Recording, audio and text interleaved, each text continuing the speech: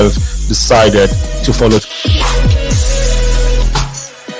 Then another year it starts again. Well, this is different. We shall definitely be talking to these wonderful people. Once again, we urge you to share the feed on Facebook. Hi there, I'm Faida, and today we're going to be talking about the African diaspora in Mexico.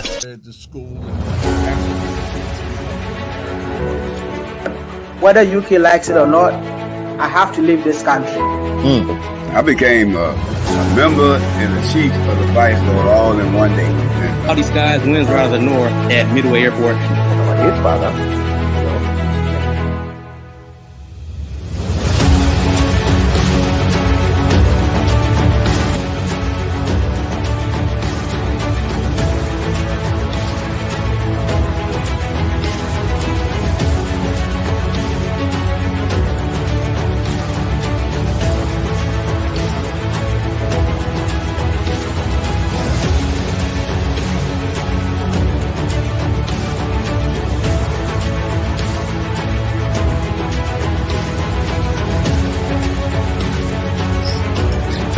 Rice and beans. Okay, kids, we have had to come to an end of this beautiful set. So we are tired. It's not about this. This is the inside account of a week that brought the Rainbow Nation to its knees. Right, essentially trying to inculcate into this.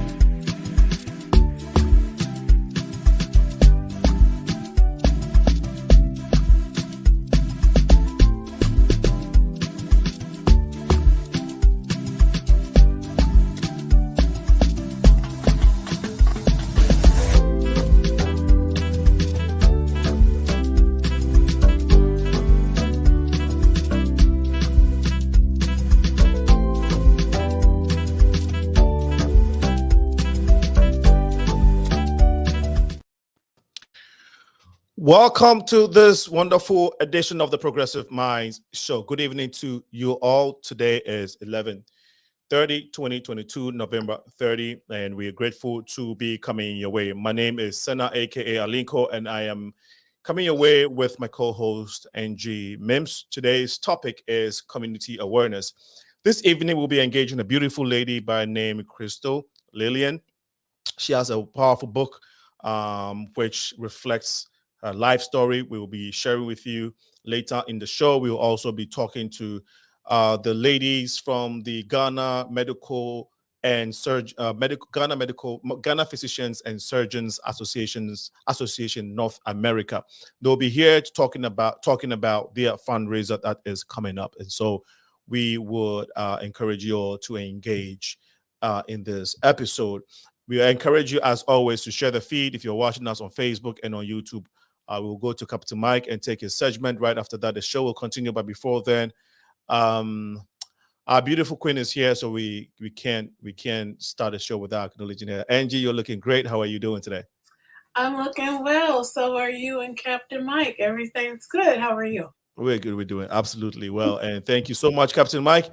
We have been missing you. You have been missing us for 2-3 weeks. Don't know, but glad to have you on the show. Please take it from here. Oh, glad to be back. Well, not glad about this weather. So right now it's about 27 degrees at Midway. Winds are out of the west. 20 gusting to 35. So hold on to your hats, bundle up, put on those scarves and sweaters. Winter is here. Well, let's talk about the rest of tonight and get into some weather for the rest of the week.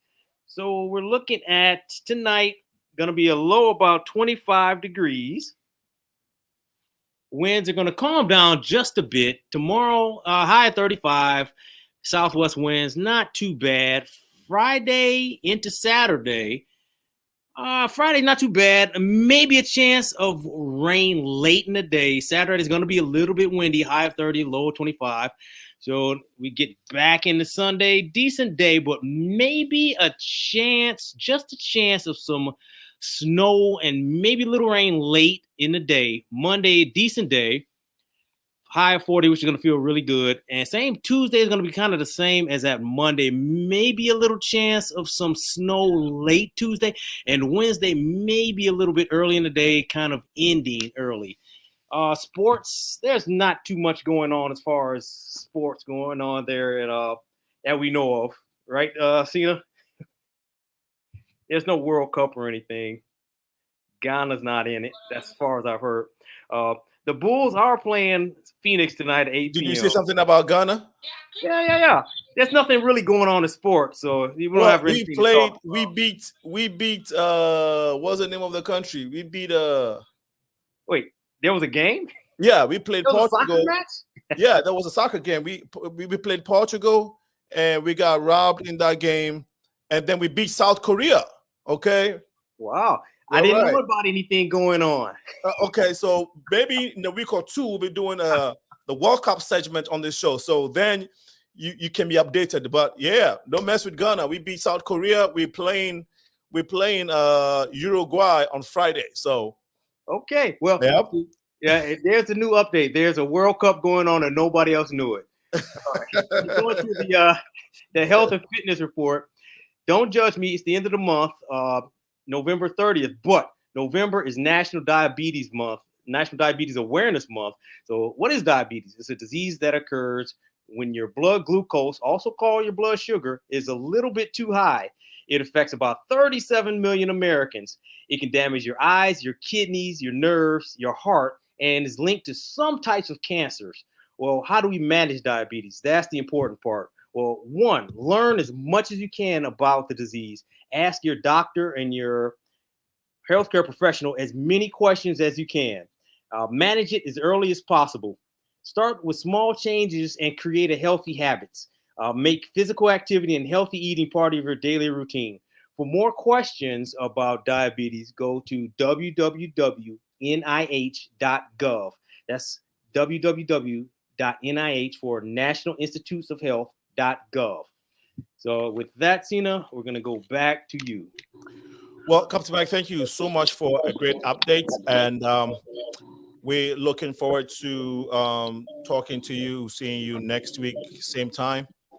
As we're discussing prior to your segment, I just want to take the opportunity to announce to our audience, and we'll be doing these announcements as we go along, that the Progressive Mind show, of course, now we have a co-host who will be officially outdooring her very soon, probably at the beginning of the year.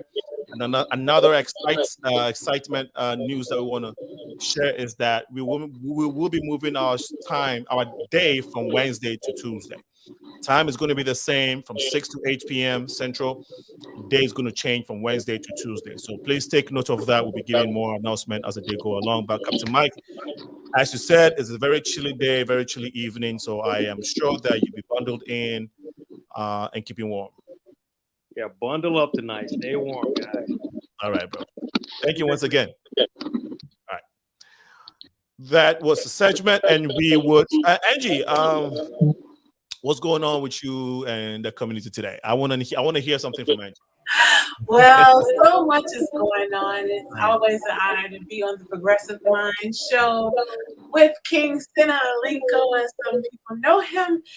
I'm really excited about this topic, actually, that is presented here today, community awareness. I'm really excited about getting to know Miss Christelle Lillianne and just trying to figure out how we can better support. Yes, friendly hellos everywhere. How we can actually get to better improve ourselves. And that's what I do in the schools almost every single day, in my church, in my community. How can we become better? And so this topic is resonating, and I'm so excited and thrilled about it. Okay, so yeah, if she's excited and thrilled, then I'm sure that you were watching us. You're motivated and you're ready for a very exciting episode of this show. Before we continue, I want to recognize a few friends, a few folks who have joined us. Of course, John is here. He says hello. Thanks everyone for meeting again today. Great team ever, John. Nice connecting, John. Thanks for being part of the show. Show B, thanks for being part of the show today. Really appreciate it. And then Karen is also here. Thank you all for joining the show so far. We want to introduce our guest. Lillian, you may want to step, to the middle of your camera a little bit, if you may. That way, yes. While she does that, awesome. Thank you so much. Thank you so much. So, Lillian, it's been a busy day. How about for us, for me at least? How about you? It's been a busy day for me too, but we are here. That's all matter. Okay. Let's not talk about what happened earlier. Let's be present in the moment and let's enjoy the show. Okay. Thank you for sharing. Thank you for sharing your opinion. And I want to let let our audience know more about Lillian. I was trying to pull that information, but now that you're here, Lillian, our audience would like to know, before you became an author of this book, and a motivational speaker, can you give us a little background about how you came to this country, and maybe just briefly, and how you got here in the first place? Hi everyone, my name is Christelle Lillianne. I came to this beautiful country when I was 18, and I was in the beauty industry for over 15 years. And after I transitioned from the beauty industry, I did a little sales, I did a little marketing, I did a little about everything. So I wanted to learn what is good for me, what is my passion. And finally, I figured out that I love serving. And I started my book journey because since I love serving, I wanted to share what I learned, the do's and the don'ts when I came to this country, so the new generation won't make the same mistake that I made. And also it can save them time and they can just jump into whatever they love to do. And that's the reason why I jumped into this journey. Thank you for sharing. I don't know if Angie has any questions for you yet, but you said you came at the age of 18. Being a young lady from Benin, Africa, and coming into America, did you have aspirations of, let's say, becoming a doctor, or were your family kind of pressuring to say, hey, when you go to America, make sure you find get a good job and come back home and help? Were you going through these type of things that usually immigrants go through, and how did you decide to say, okay, I'm going to take this career, I'm going to take this career and make something out of myself? Like everybody else, I had so many dreams before I entered this country. But once you enter this country, sometimes you have to put the dream aside so you can help family. Because I'm the firstborn of family of 7. Everybody rely on me. Everybody's waiting on me to win. And once I get here, I just don't want to be selfish. And my grandmother always taught me something. She told me, if you're the only one who have money in the family, your money don't have no value.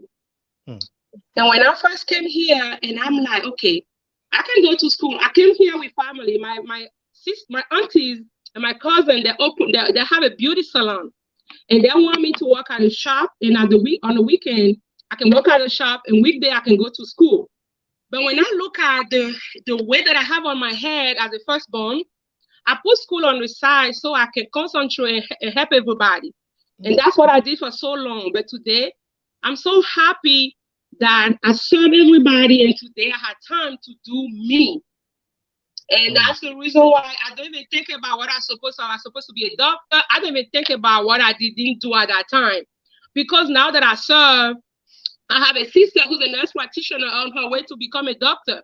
I serve so many people in my family, and today when I look back, I'm like, wow, I'm first generation, but I pull a lot of people behind me.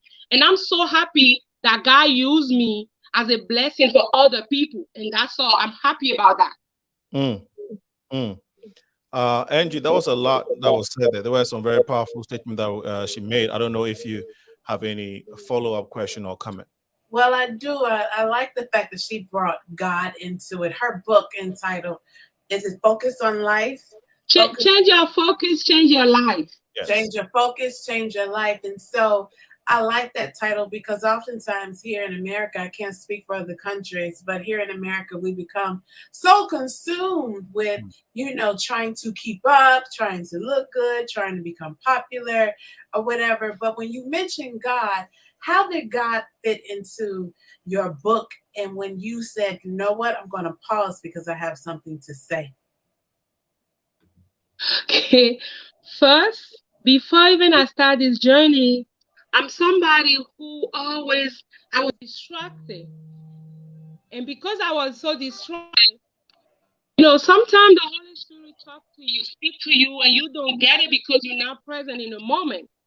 And I was lost for so many years because I'm always, I want to go here, I want to go party, I want to do this, I want to do this for everybody.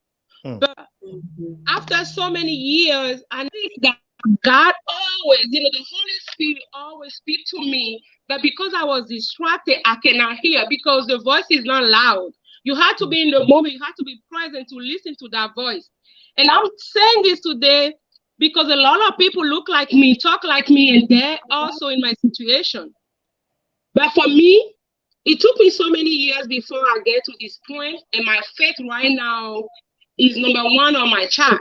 Because when you have your faith, you can do so much because you trust God with everything you're going through. I'm not going to tell you everything that I've been through was easy, but I always find balance between God, between family. I'm a wife, I'm a sister of six siblings, and I'm a mother of 2 teenagers. I have businesses I had to deal with. But when I put God first, he always put me first because I always put him first. And to anybody else who's doing a lot, I'm begging them, they have to put God first. Because when you put him first, he will never put you last. So, well, yes, I like it. Thanks for sharing. And on this platform and in our circles, we talk to people. Some people believe in God, some don't, and others question, their existence. But you've spoken about how God and the Holy Spirit has helped you. You talked about how you sacrifice for everybody else, and at some point you decided to shift the focus to yourself, which is what the book is about. Change your focus, change your life. So we'll come to the book, how you change your focus and how it changed your life. What in your life did it change? But before that, you said something very powerful before the show. You and I have been talking about some things, and you talked about how when you came here, you were determined to not date anybody, but marry the guy whom you were dating back home, and you did everything to get him here. Yes. And it took you so many years, but you made it happen.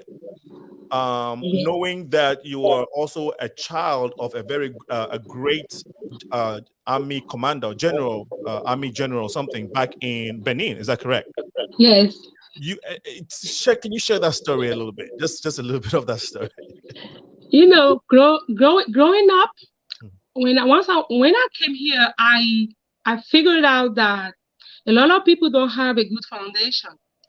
I thank God that my father was a colonel of the army, and he always expect 200%, 100%. You know, he's not here today. He died 3 years ago, but I want to continue his legacy because I did not know what he was doing to me back then. But now that he's not here, I want to say thank you, Daddy, for pushing me, for always expecting excellence in my life. Because of that, everything the only level that I play on today is excellence, because my father, he showed me and he teach me what that was. My mother, I'm kind and I'm so, I love to serve because of my mother, because she always gives. She always a giver. Because I had those two balance in my life, I know how to, do so much. Like, I always do my best and let God worry about the rest. And also help other people who need help. Because at one point in your life, you need somebody to help you. But my father, other than making sure you can do whatever, the sky is not even the limit when it comes to my dad. But even you show my parents a boyfriend, you have to make sure you want that boyfriend, because you're going to be stuck with that man for all your life, because they're not going to change anybody else. If you even bring somebody that you don't like the first one, you're going to marry that person you brought them. When I was dating my boyfriend back home, I was going to America, and I told him, oh, they're taking me to America. The relationship going to break up. He's like, no, when you leave, I will do everything. We're going to find a way that I can join you. But because that mindset came to my mind when I came here, everybody that knew me back then, I always ask somebody, do you know any way I can bring my boyfriend? Everybody know him without knowing him. But because I was persistent, and when I want something, I always get it, because you write it down, you find a plan to take you there, you're always going to get it. But don't just wish for it. You have to work for it. Whatever you want in life, write it down so you can see in your face, and find a way each day to work towards that, and God will lead you there. And that's what happened to me and my husband now. We've been together 28 years since high school. And we got 2 kids. And you did everything to get him here. Oh yeah, and we find a way. It took us 5 years, but I was now giving up. When we find something doesn't work out, we find another way till he got here. And we've been together 21 year here, but before that, counting all those years, 28 years together. We got 2 teenagers. We have a son in college, and my daughter is on the way to go to college next year. Wow. Angie, you know what struck me when I heard this, when she first told me this? Being an African, we do have certain values, per the culture and some of our traditions. We are in it, so we grew up in it. Our fathers, you hardly leave. You hardly hear an African father leave, so we always had fathers around. They might not be always, responsible, but they're always around, right? They stay in the house, they are with you. And to have heard you say what you said about what your father instilled in you, and I'm guessing that those were the values that you held on. Those were the values that gave you the foundation because you hardly hear young African lady coming here and working and doing everything to go get her boyfriend from Africa to America, and then even and living a beautiful life, having your own family and doing so well. It's a rare story. In over 20 years, your story has been consistent, it's beautiful. And I'm looking at the foundation that enabled you, right? Because you need to have that foundation before, because if God has to do something in you, you have to allow yourself. And so I'm glad that your father, and it speaks to the importance of fathers in families. We have to stay. We have to, even if you're not staying, you need to play a role in the life of your children. the good values that you place in them will live with them forever. So thank you so much for sharing. And that's what that was what struck me, and it still strikes me anytime I speak to you. I don't know if Angie has anything else.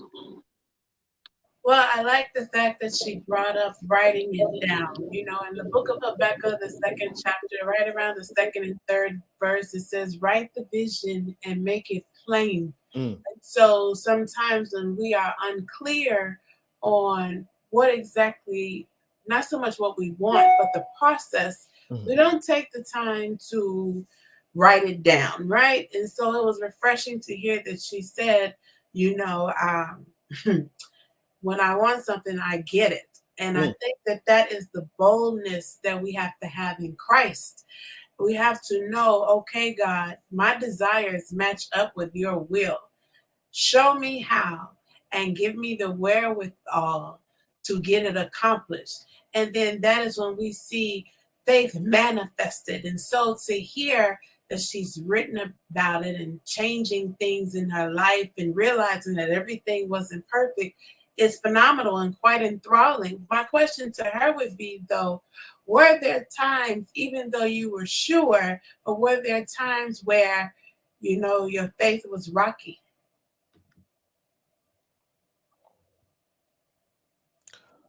My story is so amazing that back in the day, I used to tell myself a lot of lies like, oh, I have an accent. Nobody gonna hear from me.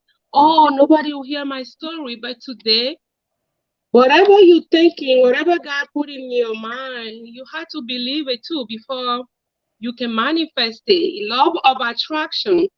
You know, I always say I want what God wants for me. But for me, I've been through so much. My faith did not develop overnight. To tell you something, I've been a cancer survivor.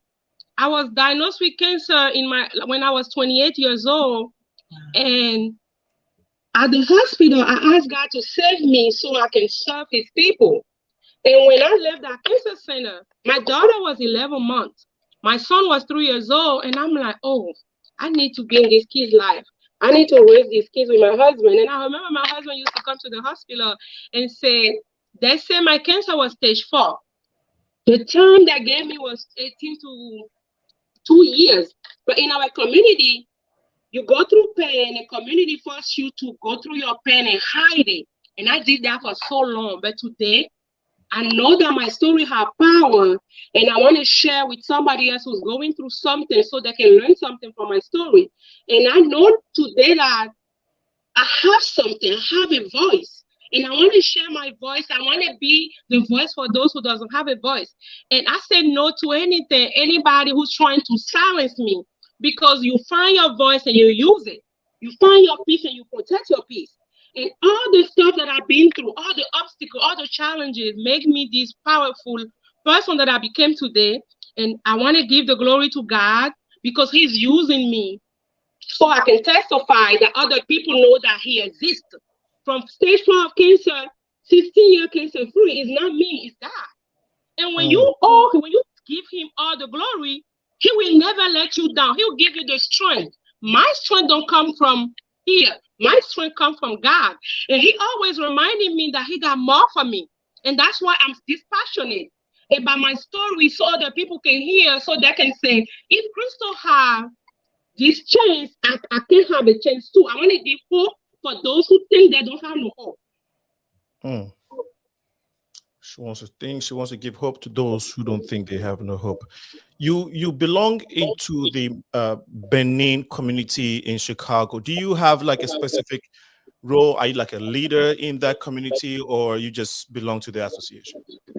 We have, we have an association. Our association is growing. But the only thing that I vouch for, anytime they need me, I'm always there for them. Because it's not easy as a Francophone living in an Anglophone country. Because when we come, you have to lose your identity to learn English. And that's what happened to me. And today, I know so much, and I want to help those youth that came today. Because as an 18-year-old, when I entered this country, I can't even say hi in English. And from not say hi in English to being an author, I want to tell somebody, when you come from a francophone country, there is do and there's don't. I want to save you so you can enter this country that we in quickly. I will tell you one or two things. And I've been a good leader in my community for so long, and I'm still helping my community so they can just share this piece of the pie and also this American dream that I'm taking now. Mm. Wow.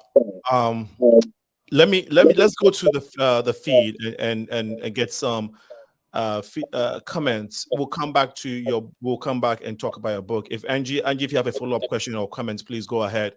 As we Angie, if you want to help us take care of some of the comments. Sure.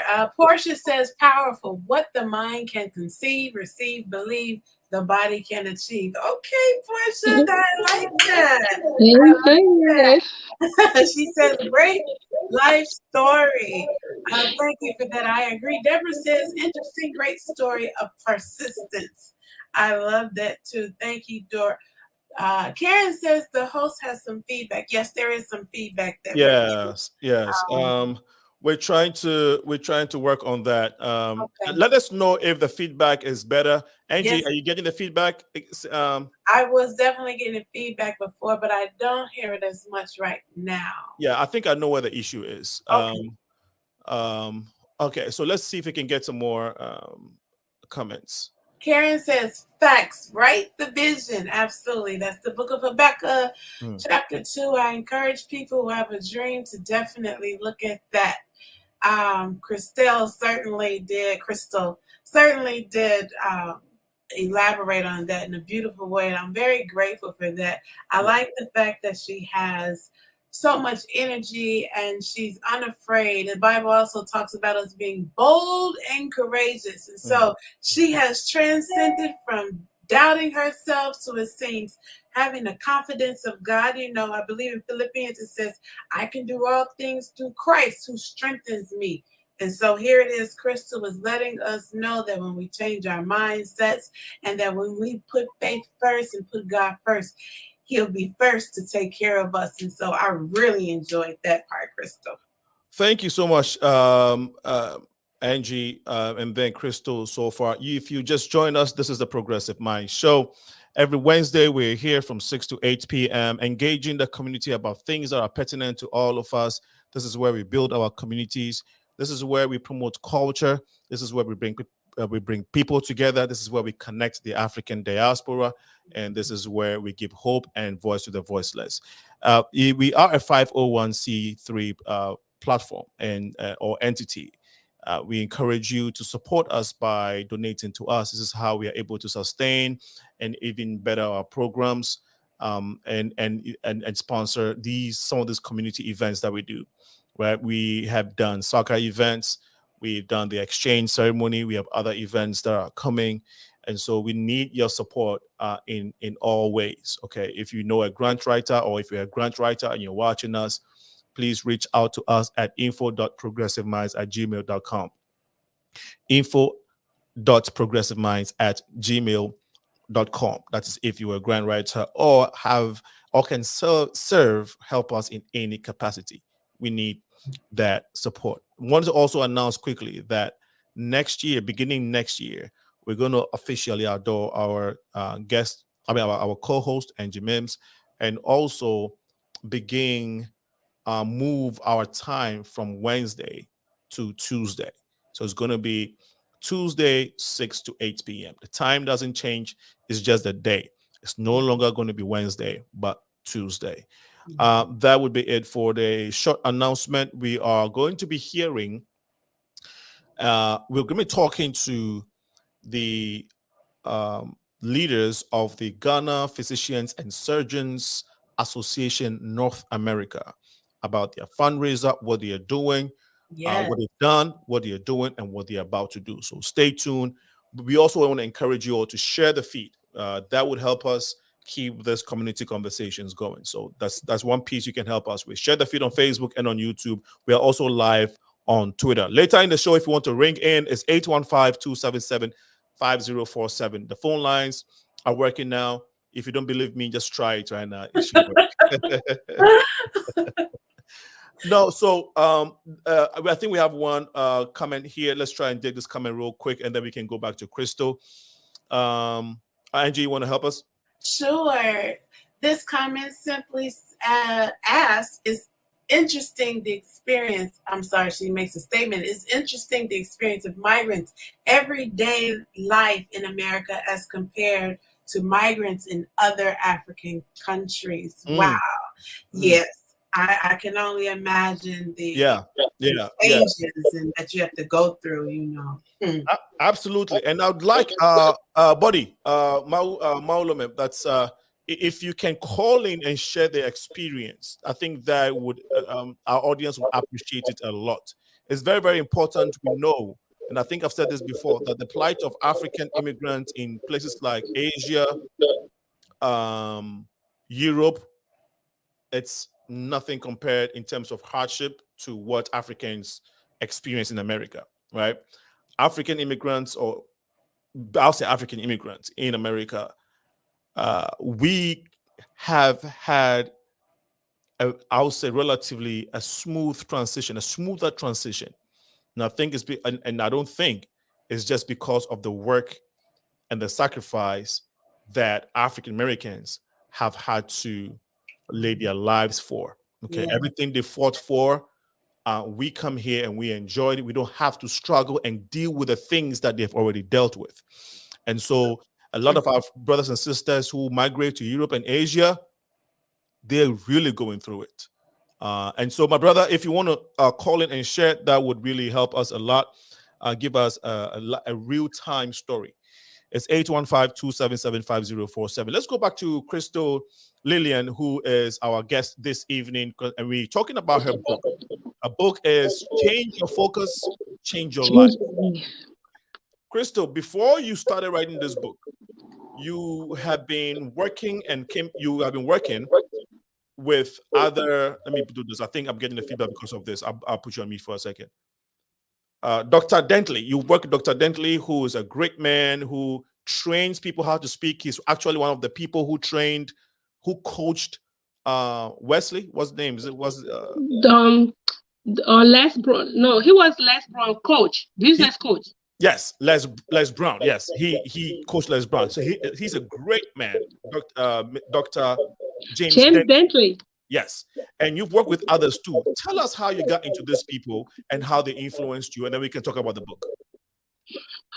Okay, I'm somebody. My father told me early on. And you can stay away from the computer. That's fine. You can stay away a little bit. You don't. Okay, my father told me early on, don't limit yourself. Sometimes that's the reason why we get the feedback, and so that's why I encourage you to. Yeah, so you're good. Yeah, thank you so much. My father told me early on in my life, when you don't try something, don't come to tell him, oh, people say it's hard. When you say that, he can slap you because he will ask you, did you try? And when you tell him no, he will say, why you didn't try? And you listening to people. Maybe people did it wrong. You have to make your own experience, and you come back and tell me, Daddy, I play basketball. It's not fun anymore. I want to play soccer. I play soccer today. I play soccer for a couple of months. It's not fun. I want to do volleyball. My father always told me, try something. If it's not fun anymore, move to the other thing because you have so many gifts. When I was in the beauty industry for over 15 years. You had to go down into yourself, and it's like, how you do. You go back and you see everything that you've been doing all the years, and you be like, okay, this is good, but I want something more for me. I always do, if I go back in everything that I'm doing and I see that, okay, I can do more, I can add more to it. And I left the beauty industry and I tried direct sale. I was in direct sale for 5+ years. I was a director in Mary Kay. I earned so many Mary Kay. I earned over 3 Mary Kay cars. I remember I even earned 2 cars in 6 months. Because when I want to do something, I always do it. I always give up my all. That's why I get that. Are you talking about cards or cars? No, I'm talking about Mary Kay. I was a Mary Kay car driver. When she know Mary Kay. When you work for Mary Kay, they give you car just to reward you. Okay. And I earned multiple I earned diamond ring from Mary Kay Cell, the company. And I'm like, okay, I can do more. I stayed there 6 years. I enjoy to serve people. That's how I get my reward. I left Mary Kay and I'm like, you know what? I love designing. I love decorating. In my community, I used to help the community do the Independence Day every year for over 10 years. I would do balloon. I would set up the table. And people start approaching me. They're like, why don't you do event planning for passion or for business? And that's when I start designing and doing event planning 2011 all the way till before the pandemic. And when I started event planning, I knew Dr. James Stanley White for over 17 years. And also something about me, I'm a loyal person. I know all my friendships like 17, 20, 25 years. I'm so loyal. You can do something good to me and do other things bad. I only look at the good thing you did for me the first time, and I stay loyal. I don't look at your flaws. I only look at quality. And maybe that's why I always succeed, because I don't give up on people. I always give people a chance all the time. And I met Dr. James Bentley through his wife.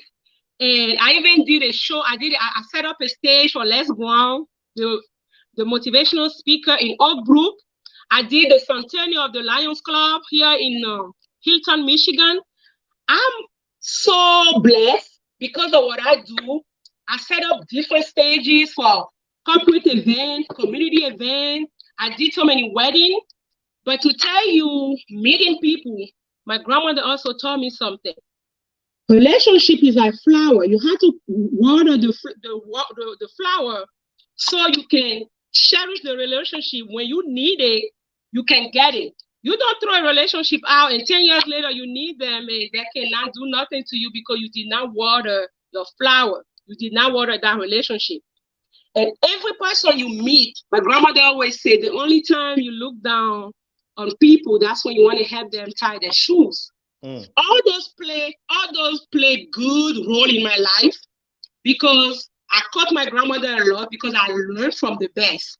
And today, I'm so grateful that I'm where I am today because everything that I learned in my life from all those elders with wisdom, I'm using them and it's helping my life today, connecting with good people. And also when you have a good vibe, you only attract good towards you.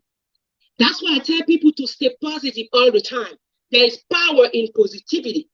When you're positive, everything gonna come to you gonna be positive. But when you start your day saying, oh, my day will be bad, your day will be bad because you already speak that into existence. Let's wake up and say, I will have a great day without even knowing what we're expecting. And all those play a big role in how you live your life. Wow. Yeah, we can only listen. Thank you so much for inspiring us already. I have so much. Let me tell you, I have so much. I'm like, I want to start sharing because when you have knowledge, I pay for mastermind. I pay coaching section. I pay so much to learn the nugget. Then I can give it free in my community. I don't mind paying good amount of money just to learn from the good people. And now I can give it to other people. But people look at you sometimes like, oh, she thinks she know she know everything. I don't think I know everything. If you need something, if I know, I will let you know. So I can save you from you making mistakes that I made in my life. I have a question. How would you define humility? Remember I said, my grandmother said, the only time you look down on somebody is when you want to help them trying their shoes. I learned in life. A lot of people look down on you. Sometimes I walk in rooms and nobody know. I don't go by titles. When I walk in a room, I walk in a room like somebody who don't know anything, who doesn't have a title, who doesn't have anything. And I just want to see how you treat me.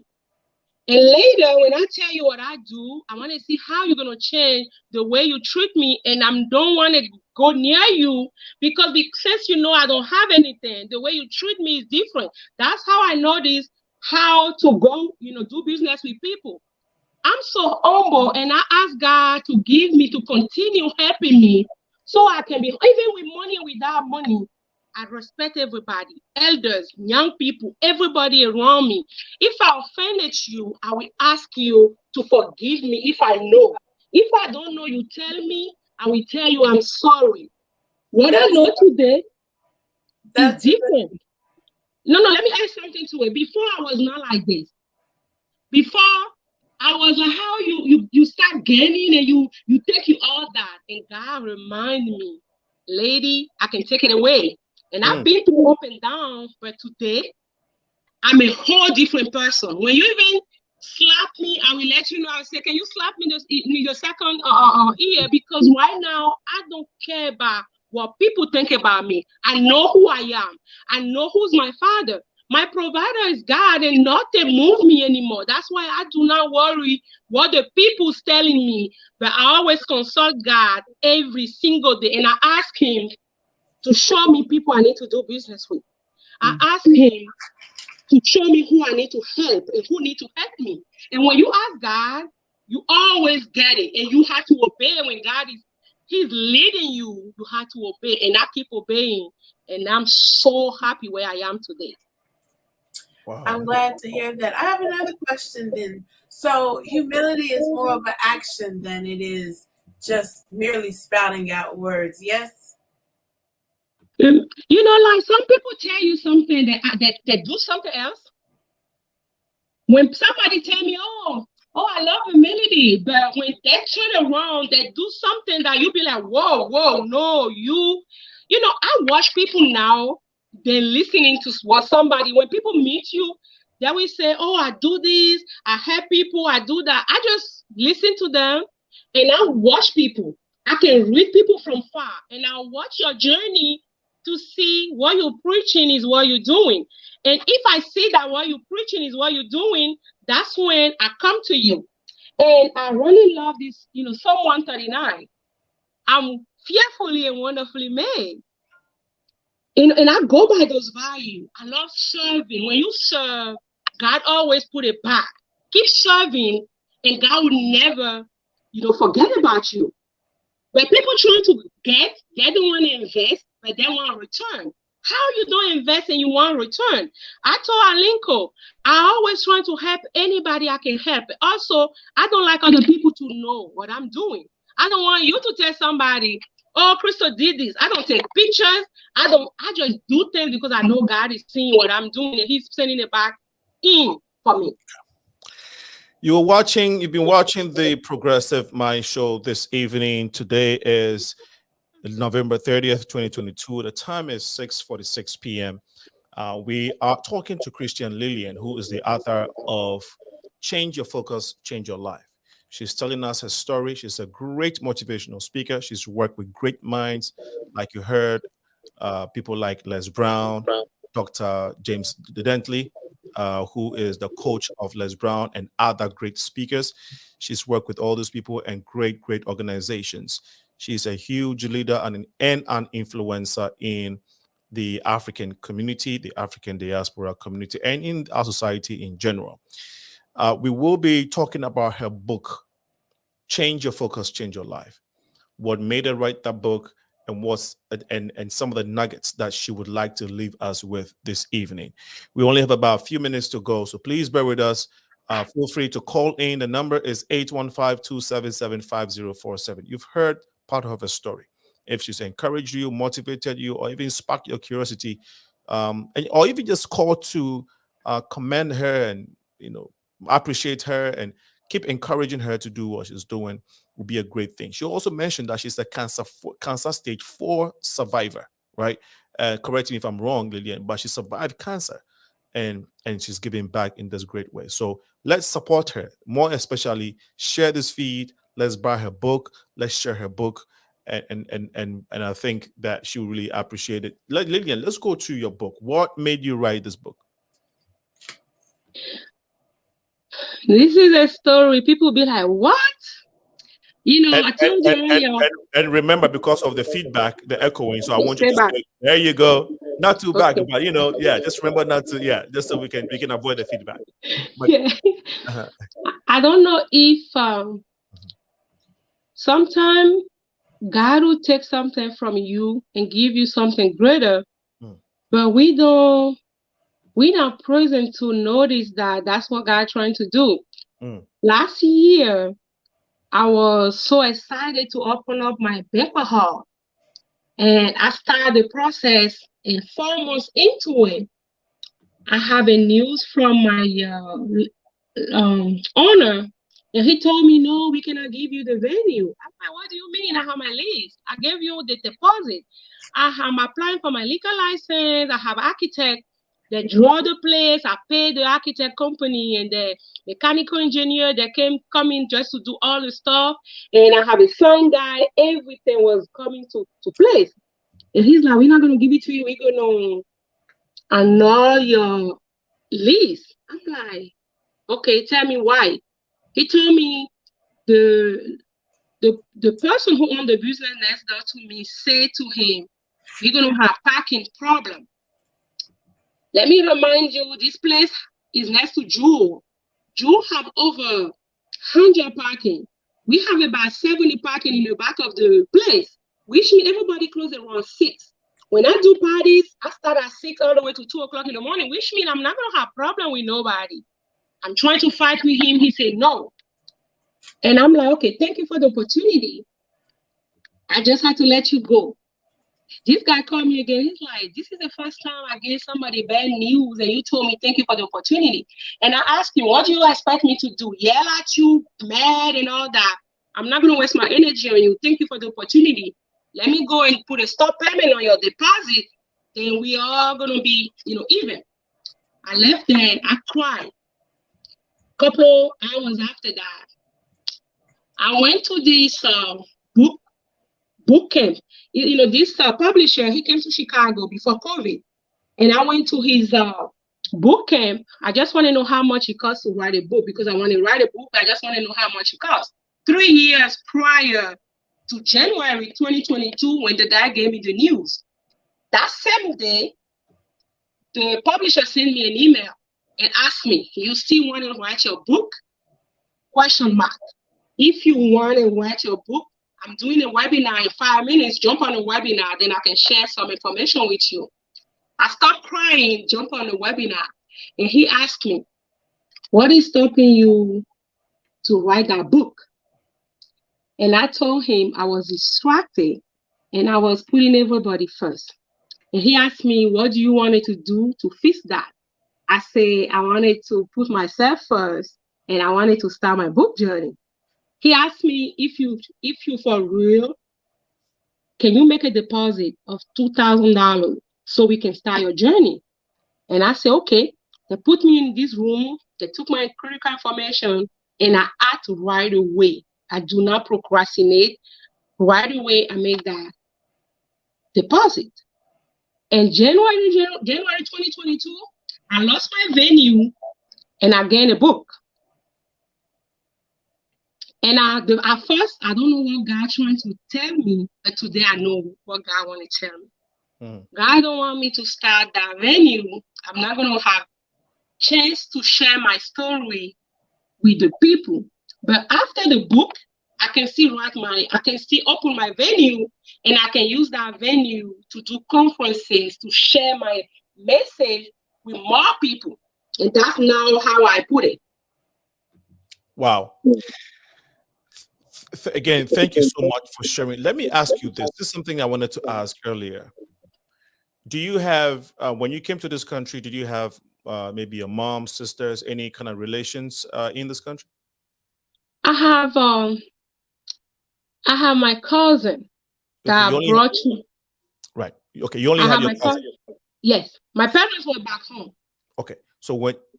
And then when you had kids, got married and had kids, you were doing all of this, trying to go to work, business, marriage, raising kids all by yourself, and didn't have. No, I sent my kids to.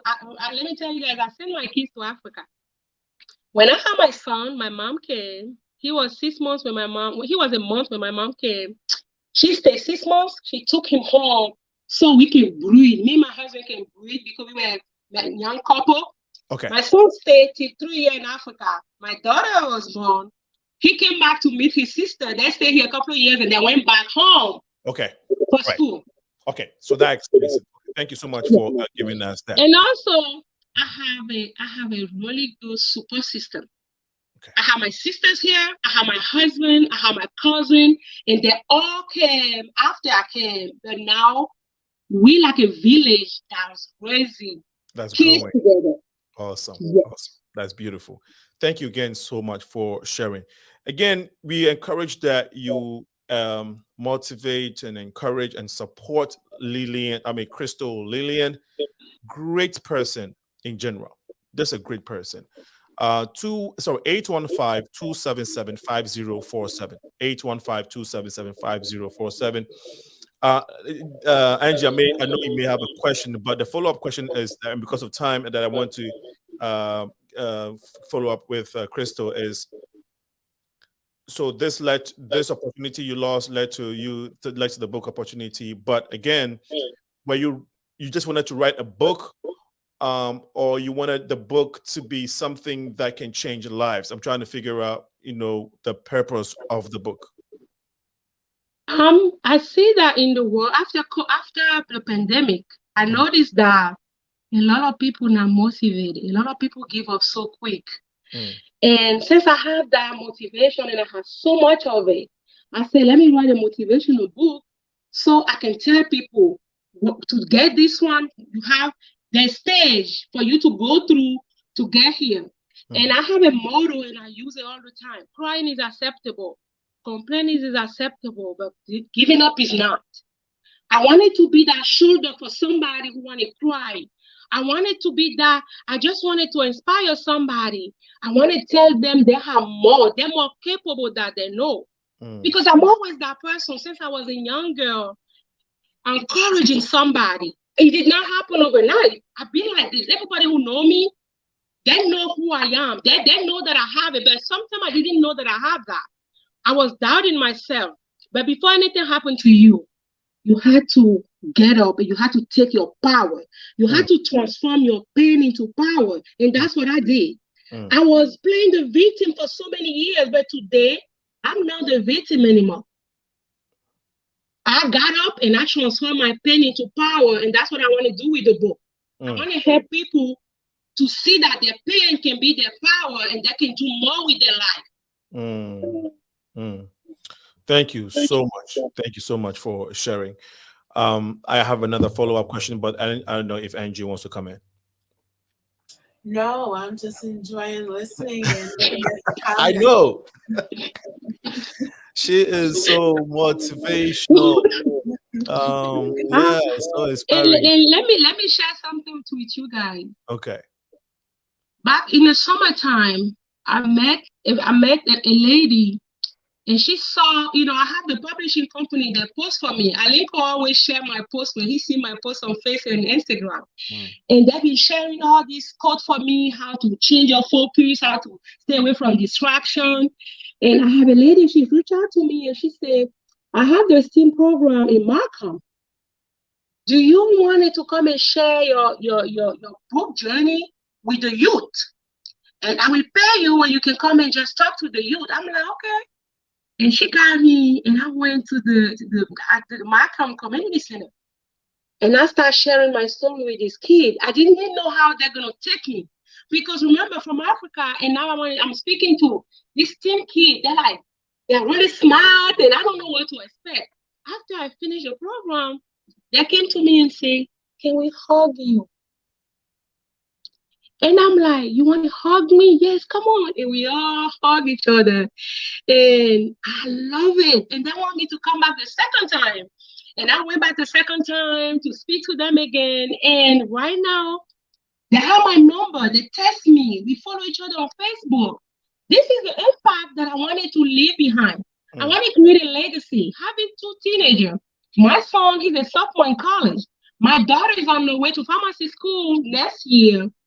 If I can transform my kids' mindset, if I can motivate my kids, I wanted to motivate somebody outside, and you have to clean your house before you clean somebody else's house. We wanted to change somebody else's life, and our life is not clean. I wanted to ask somebody before you do anything. Before you wanted to be a marriage coach, you had to be marriage to learn what is there. Before you wanted to be anything, please use it first. Tell people how you use it. You have to be the product of the product before you can go and sell something outside. Make sure your life reflects of the products that you're selling. And that's it. Wow. Make sure your life reflects the product that you're selling. Yes. Angie, isn't that powerful? Extremely. I'm sorry, I had it on mute, but yes, definitely. We have about 2 minutes to the end of Crystal's session, but she feels like, or she sounds like someone you can just listen to all evening, and thank you, and trust me, if she says she has more, she really does. This lady really has more. So thank you for sharing with us. Before we leave, how is the book sales going? No, let me tell you, my publisher, he did something different. Okay. People show us how the book when they finish the book. My publisher tell me to start my journey when we start the book. The book is not finished. He want my viewer, he want every fan to follow my journey till we finish the book. I got 2 more months to finish out the chapter. We're gonna do a big book signing next year. Okay. But he want everybody to follow my journey because people think writing a book is easy. It's not. You have to go through copyright. You have to go through the ISBN number, Amazon Kindle. There's so many layers into writing a book. That's why I start my journey publicly. So people can watch me all the way till it's finished. We're going to do book signing. We're going to do different things. Then people start going to buy the book. We're setting up Amazon this month. But when it's ready, I'll come back so I can give link and people can go and buy the book. Yes. When it's ready, we'll be here. Wow. And I have a workbook. That comes with the book. So when you have distraction in your life, when you get my workbook, you write down the distraction. It can be family. It can be your spouse. You write their name down, and I will help you how to block them so you can have some work done in your family life or either in your work life.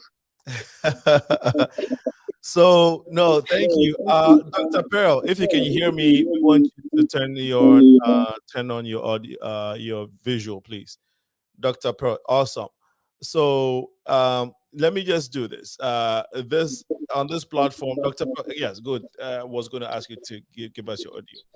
On this platform, it's a community building platform. So we connect community, we connect professionals, connect people.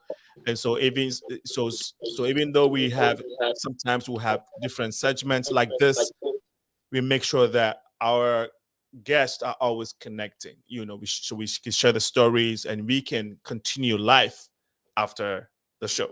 So I want to introduce Dr. Pearl Quartet to Christelle Lillianne, 2 powerful women. Dr. Pearl, this is the first time you're on the show. You're welcome. And my wonderful, great, beautiful co-host Angie Mims is also excited to see you. Angie, meet Dr. Pearl. Dr. Pearl, meet Crystal. Hi, Nice meeting you. Hi. Okay, since the second person is here, Dr. Bertha is here, we might as well do the introduction all over again. Dr. Bertha, Christelle Lillianne is in Chicago, a powerful motivational speaker, a great person, and also an author of her book, which is coming up. We are very soon. Change your focus, change your life.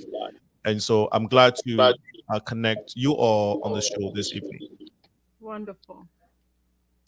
I don't know if you guys got a chance to listen into a little bit whilst she was talking. Yes. All right. If you did, any message, any comments per what you heard, any words of encouragement for it? I'll start with Dr. Bertha because I'm familiar with you. You and I have done this before. Dr. Cote, I'll come to her later. She and I, we are like that. Dr. Pearl, I mean Dr. Bertha.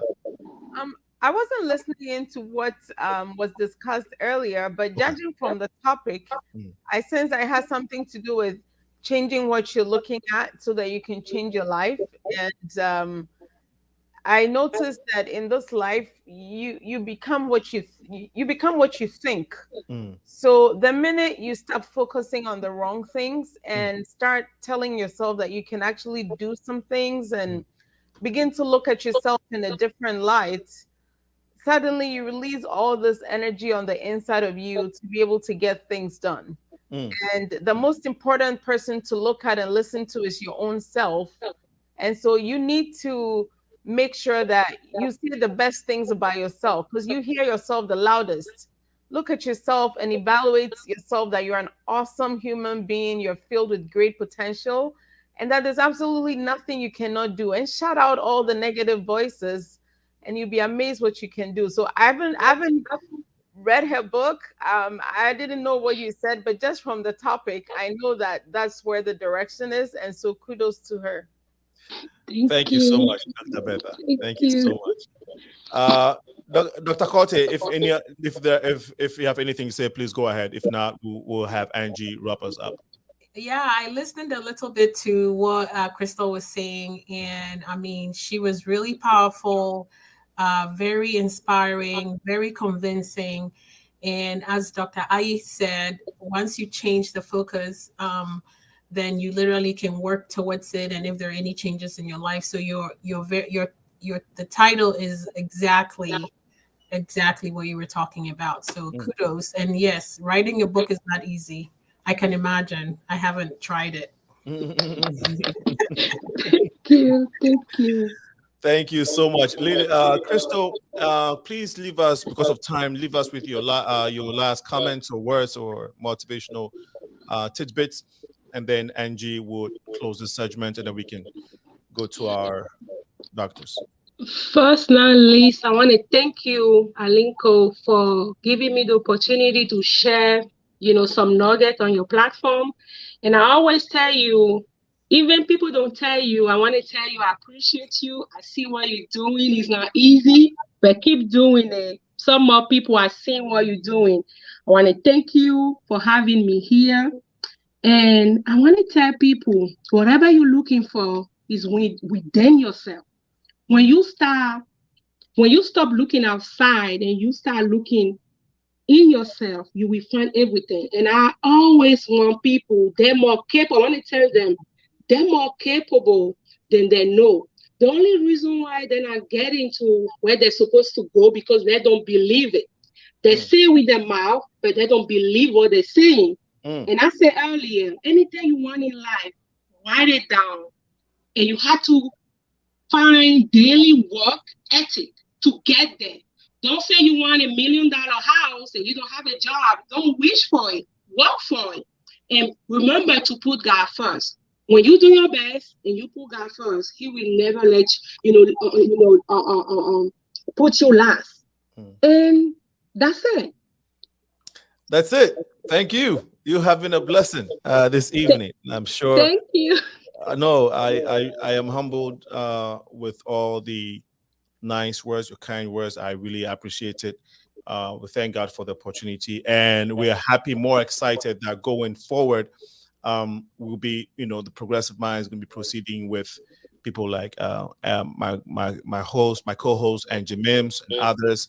And I would like to let our audience know that Angie Mims has been some of the backbone over this few years. She's been supporting and doing everything she can in the background. The first ever Progressive Minds fundraiser we had in the city of Chicago, she helped put all of that together. And so we're glad that we are meeting like-minded people who can foster this journey or who can push us to the next level. And so thank you so much for your kind words and for being on the show. We really, really appreciate it. Angie. So this was a very impactful conversation. I think that we're living in a climate where people need to be encouraged and people need to be reminded that, every story that you hear is not always one of a bed of roses, but rather a fight of persistence, determination, and keeping God first for those who do believe.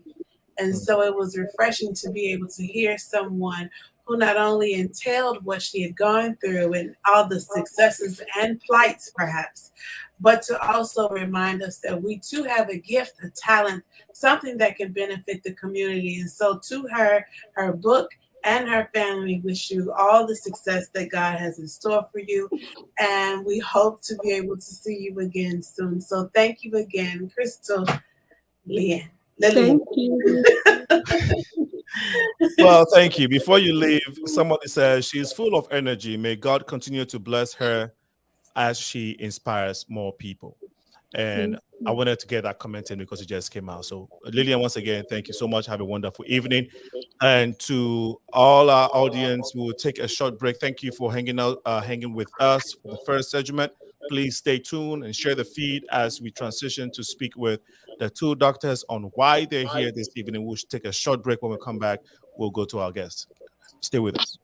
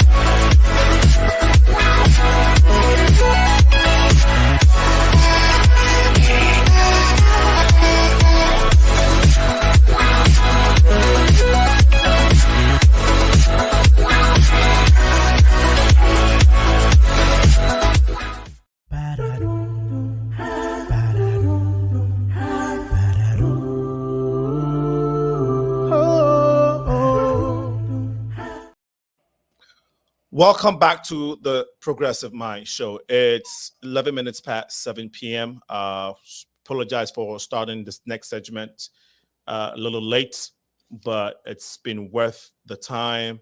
And we hope that you've enjoyed every bit of the first section. Please join us, share the feed, and let's support our next guest. We have Dr. Bertha Serwa, MD, FACP, FIDSA, MBA. Titles no awesome. Hey. Angie, what I just said, I spoke Chi, and it means that there are a lot of titles. That's what that. Angie will learn by the time Angie will learn some Chi and some Ghana languages by the time she leaves this. By the time we 3 months or 6 months. Yes.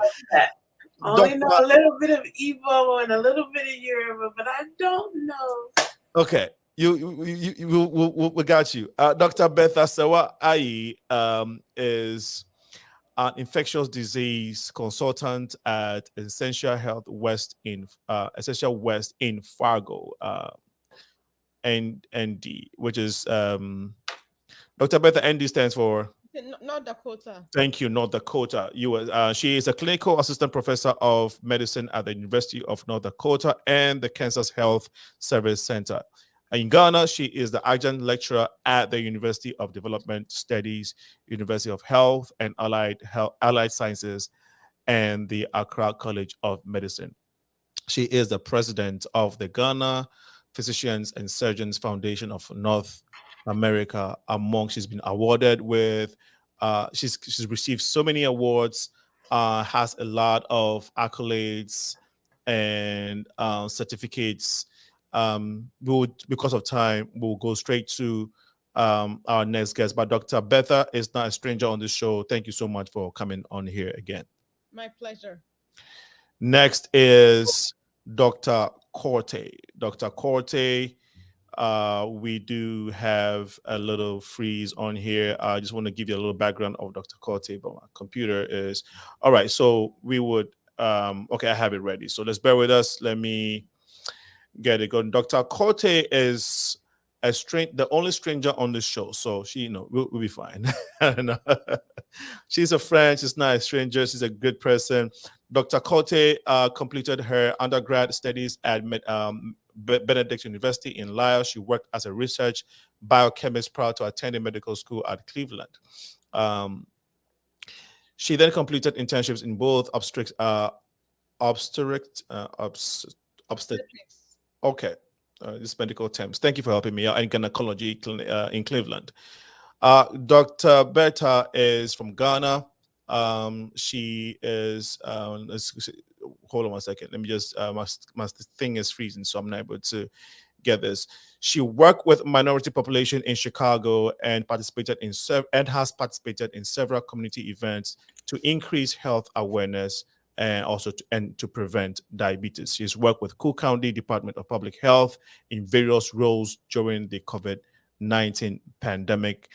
She's joined the Dickness Family Medicine Residency in 2020. Her interests are in women's health, public health. She's a graduate and as well as graduate medical education in teaching. Thank you so much, Dr. Corte, for being on the show. We are glad to have the two of you. We know we're going to be talking about your foundation, but first of all, that was a brief background of you all. How long have you been practicing medicine in the United States, Dr. Bertha, first? I've been practicing medicine here for 23 years. Okay, and then Dr. Corte. Well, I've been practicing for a couple of years, but prior to that, I've had a pretty extensive training path. So I've been in medicine for about 10 years now. Okay. Having practiced medicine this much here in the United States, the two of you, and I know you are both from Ghana, Africa, we can begin to compare the medical system of the health system here to that of Ghana. But what would you say is the major lack when it comes to the health system in Ghana? I'll start with you, Dr. Corte. Well, thank you so much for having me again on your show, Senna. I mean, the thing about our health system in Ghana, I mean, it's multifaceted. Health systems are complicated, right? Even here in the U.S., the health system is, when we get into the nitty gritty, is actually not perfect, right? But then the issues that we have in Ghana are a whole, different level. So, yeah, I don't know if we can even begin to kind of go through the levels of uncoordinatedness that our health system is in Ghana. So to have everybody have access, there has to be payment systems, right? So in Ghana, payment systems are an issue. Almost everything is cash and carry now. I'm actually literally now in the middle of actually helping some people that I came across recently on my visit to Ghana to actually get some surgery. And it's literally making payments as we go. We need this, you make a payment. We need this, you make a payment. We need this, So that's one of the issues. Of course, other issues are how the system is so fragmented, right? So for instance, we have a patient that's having surgery, and then the patient has to take their own pathology samples to the pathology lab to have that evaluated. You can see where there can be a drop in the system, because if the sample needs more attention in terms of, let's say there's a cancer in there, the patient has the responsibility of taking that sample to the pathologist. And you can imagine that if they don't have money, if the sample doesn't get to the pathologist on time, it can disintegrate. I mean, it's this form is so many. Thank you. Thank you so much, though, Dr. Perry. Really appreciate that feedback, your response feedback. What do you call it? Angie, I don't know if you have any question for Dr. Corti yet, but I would like to ask same question for, I know Dr. Bertha Ayi, you work in Ghana in some capacity, right? And so you know both terrains very well. You want to respond to the same question or? I think I want to start, focus on what we have that is absent here. Not really absent, but we have people with very good clinical skills. Because a lot of people who work in Ghana or who trained in Ghana, you have to train without a lot of imaging studies and absence of lab work. So the one thing I can say for sure is that physicians who work in sub-Saharan Africa have really great clinical skills. And when I say that to the layperson or the person listening to me, what I mean by they are able to make a lot of diagnosis without requiring so many tests. They've just been trained to be very good clinicians. And it's not so much what we lack versus two different economies. I always say that health does not exist in isolation from the economy. If you look at any nation from Italy to Germany to China, your healthcare infrastructure is as good as the economy itself. It's sort of like going to a house and saying, well, how are the two living rooms when maybe one is a living room in Manhattan, for example, versus a living room in a small town in another part of the country. So you don't look at the living room alone, you look at the house, and the house is usually the economy. So if you go to a country where the economy is good, the healthcare is really going to be good. Maybe it may not be efficient, but it's good because they can buy equipment, they can train more doctors. Unfortunately, in Ghana, even though Africa is a very rich continent, we haven't maximized our productivity and our revenue and our output. So we're always complaining that we don't have money. And that reflects in the absence of the whole of Ghana. There was a point where we only had 4 public MRI machines to serve the whole country.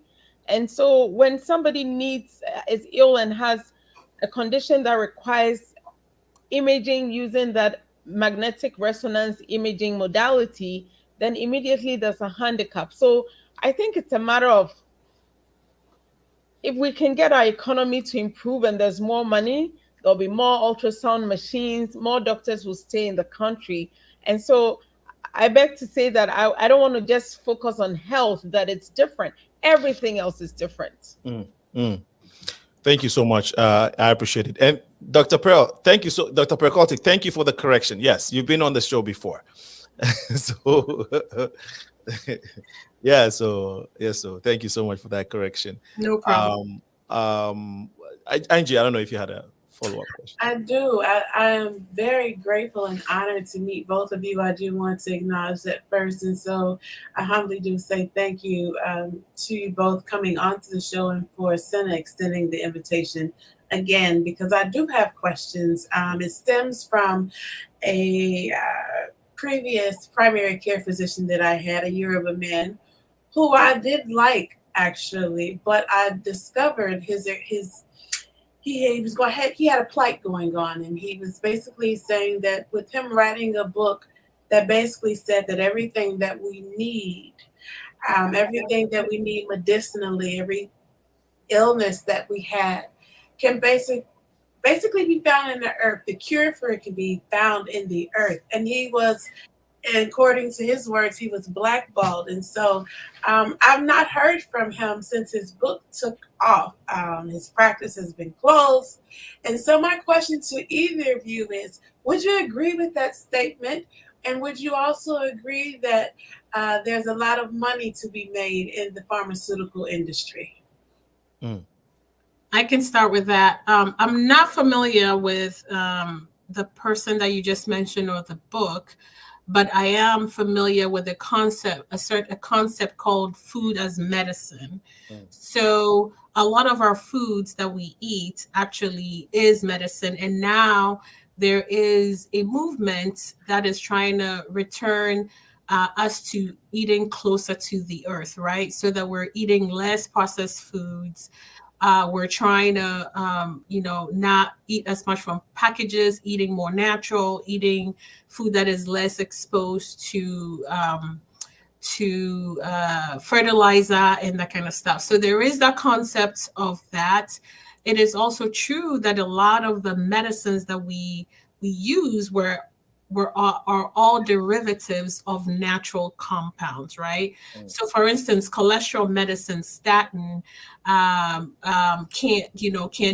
was derived from a red yeast rice, which is a natural compound that makes this basic statin compound, and then more statins have then been developed by the pharmaceutical company based on that.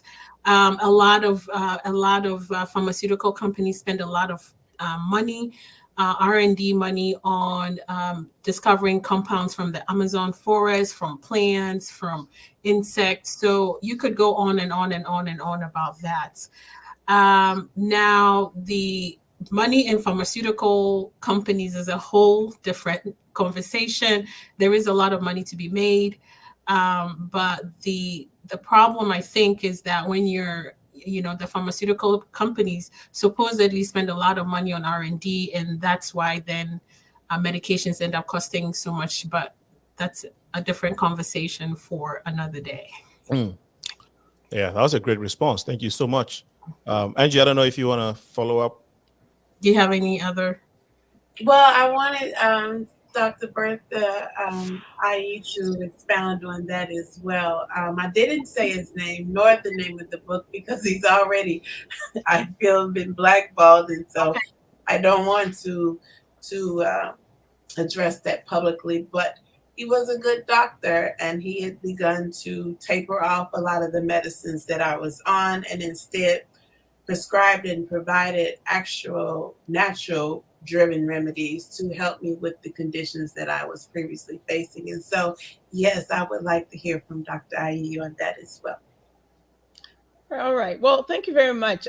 You asked a very timely question, because I've just sort of, in my own personal journey, embarked on trying to eat as natural as possible, and even for other remedies, go natural. And just recently I had an experience. I came from Ghana, and for some reason, I'm not sure what I ate, but I was just experiencing this severe abdominal pain that was out of this world. And as a specialist, I tried everything I knew how, omeprazole, all the conventional medicines. And the third day, I'm like, what am I going to do? This pain will not go away. So I called my sister, and she lives in Switzerland. And she said, do you have cloves?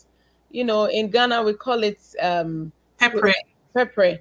She said, do you have cloves? I said, you know what? I think I always bring some from Ghana. Of course, I found out it's apparently in all the stores, in Walmart, all these places you can. She said, just chew 4 pepper and get some, pawpaw seeds and chew them as well. They tasted so bitter, but you will not believe this.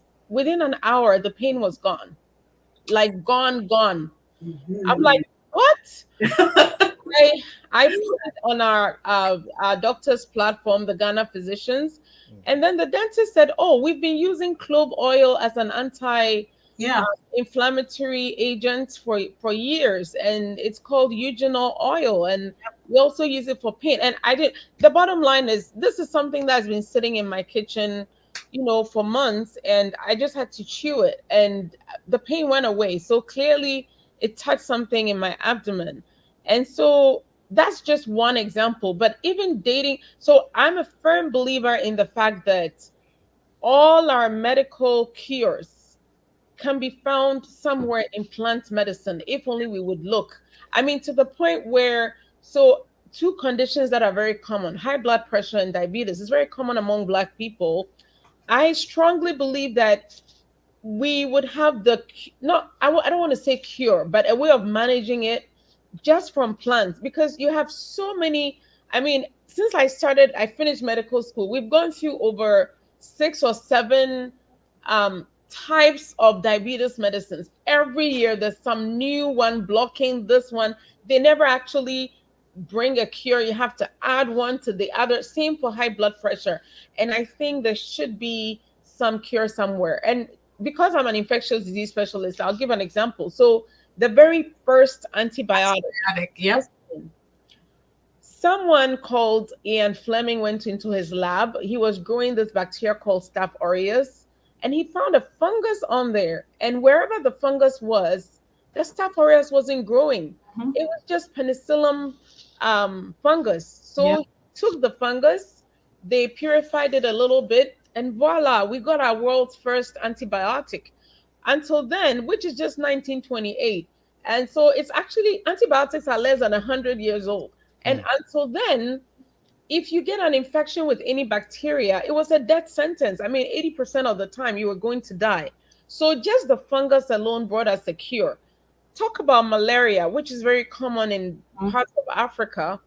Quinine was from a plant. And even today, the artesunate that is used is from quinine. Yeah, it's from a plant. The Chinese tried over 1,000 plants and finally hit on this artemisinin plant, which is now used to treat malaria all around the world. So I think that if we stop thinking that conventional medicine is just the way things should go, or if we can find a way, just like artesunate, it's now a scientific modern medicine, but it's from a plant. We have to find a way of marrying the two. Exactly. I like the fact that, like back in Ghana, you have the Kwame Nkrumah University of Science and Technology. They actually have a herbal medicine program where you can actually go through and then pass and get a degree in herbal medicine. And I noticed that some of the teaching hospitals are starting to explore that. So in a nutshell, I am firmly of the belief that we can find a cure. But the thing with a lot of these herbal, sometimes when people find it, they just want to push the idea without doing the scientific rigor that goes with it. So like cloves, for example, the cloves that I talked about, somebody's got to grind it and put it through electrophoresis to separate the chemicals out, give a name to the chemicals, and actually try it on groups of people, like have a real study and prove to the world. Like you can't just be in your corner and say, I found this herb, it worked for 20 people. You've got to prove that scientifically. There are people who had this condition, you give it to them, it gave them a cure, or they had this degree of improvement, so that it will be globally accepted, and then it can enter into mainstream medicine or healthcare. So this is where I think the pharmaceutical companies come in, right? So like Dr. Bertha, I am also a firm believer. So for me, I personally take turmeric every day because I have a chronic pain condition, and my body will remind me the days that I forget to take turmeric that I didn't take it. Okay. Turmeric has been studied. The active compound in turmeric, it's called curcumin, has been studied over and over. When you go on PubMed, which is the repository that all the scientific articles are published, turmeric has been studied over and over and over. There are lots of research on the curcumin in all sorts of conditions to say that it actually does work, right? But it's not a medication because anybody can grow it, right? The pharmaceutical company cannot put a patent on it. So then it's just out there, not formulated into a medicine that I can prescribe to my patient, right? So when I tell my patient with chronic pain, take turmeric, they're taking the natural compound, right, which is the yellow powder, but the percentage of the curcumin active ingredient is not quantified, right? So this is where the controversy with the pharmaceutical companies come in, is because they can't patent, because it's a natural thing. Anyway, like I said, it's a whole thing. Okay. So that's obviously setting us up for a whole show on health, because who does medicine? Yes, exactly. So definitely we will book a date with two of you and make something and make it happen on the show. But we can't. We are here because of your foundation. So, but before we do that, we're still in the era of pandemic. People are asking questions: Is it coming back? Is COVID still here? It's not there. So briefly, okay, Doctor Ayi, just maybe a few 30 seconds, give us a synopsis. What is the situation now with COVID, and then we can move into the foundation.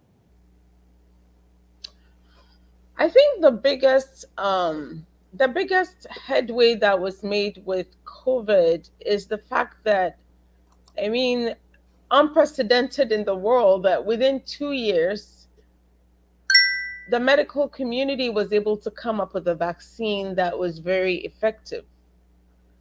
And the outstanding thing is that people have said, well, it was done too quickly. And I always tell them, if you had to get a vaccine for a rare disease, you have to gather a lot of people over a long period. But we were in the middle of an outbreak. Some of the studies that were done with the Pfizer vaccine and Moderna, for example, they tested the vaccine on over 23,000 people. Those who did not get the vaccine, over 196 of them became infected with COVID-19, while those who got the vaccine, less than, I believe, like 7 or 9 of them. So the proof was in the pudding. Like I was talking about the herbs, you can't just make an assertion that something works. You have to actually undertake a study to prove it. And with COVID-19, the data was just overwhelming that it's protective. And I think is the reason why you and I are sitting here today, because in 2020, those who got COVID, a good percentage of them were dying. I mean, there are many, many doctors who died from COVID-19. So we can't even deny that fact. Okay. However, because we all got vaccinated, today we're not wearing masks all the time and we're not afraid of dying, because we know that we have some immunity. So I think it's the real miracle of the 21st century was that we're able to come up with COVID-19 vaccine that quickly, and that it saved many, many lives. Okay, thank you so much for giving us that brief, I'll say, brief description of what is going on with COVID-19, the vaccine. Dr. Pericote, you are also an MPH, you are also a public health specialist. So any you want to give us your 30 seconds? She went past 30 seconds, but it's okay. You know, Yeah. I know you stay within 30 seconds. So we all know what happened, what transpired. Now we're, I guess, in the post-COVID situation now, and there's right now actually somewhat of an epidemic going on of some viruses. Now there's adults with RSV. Actually, one of my nurses today didn't come to work because she's actually in the hospital with pneumonia as a result of RSV, which is something that really you never really heard of before, because RSV is mostly a child or even a young child disease. But now we're seeing a lot of viral illnesses. RSV in adults, some COVID, a lot of influenza A, and then there's also enteroviruses and rhinoviruses that are causing really serious respiratory illness now. So it seems like we lifted the mask mandate. Now even in healthcare settings, some places don't mandate for people to wear masks. I still wear masks at work. I definitely still wear masks with a patient. So I would still encourage people, to still wear masks and stuff, because I don't think we're completely out of the woods yet, And then there's a virus that people are getting that we're not really able to pick up the actual virus for because we don't have a test for it. So I would still say, we're not completely out of the woods yet. So people should, still take precautions and use all the public health things, the hand washing and all the stuff. Awesome. Thank you so much. Just recognizing some of our audience, some of the audience that have been on since we started. I would like to, it's Linda Obeng Abuaje is here. Thank you so much for joining us. Linda, Bella, Kuyate, thank you so much for being on the show. Johnny Woods, one of our favorites and consistent supporters.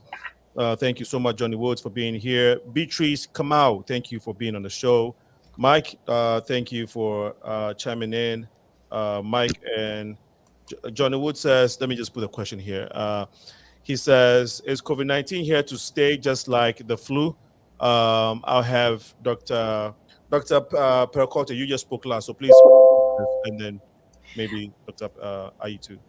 Yeah, well, we all don't know, what the future looks like, but knowing from historically what viruses have done, it looks like COVID-19 is here to stay. Like we've had viruses, mutate and become new viruses, throughout. That's just the natural history of viruses. So most likely COVID-19 is here to stay.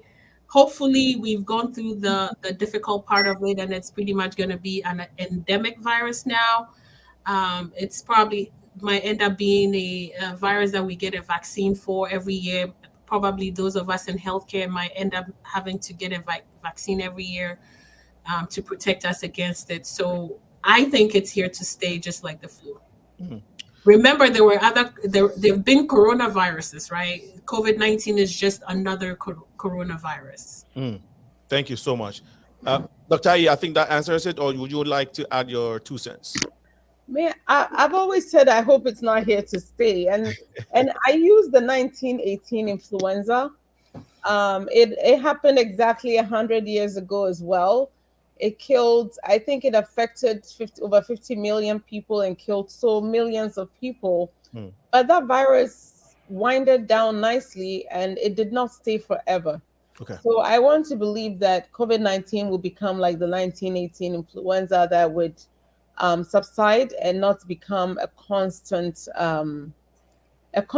pain in our sides or thorn in our flesh all the time. Thank you so much, Dr. Ayi. Now let's talk about the foundation.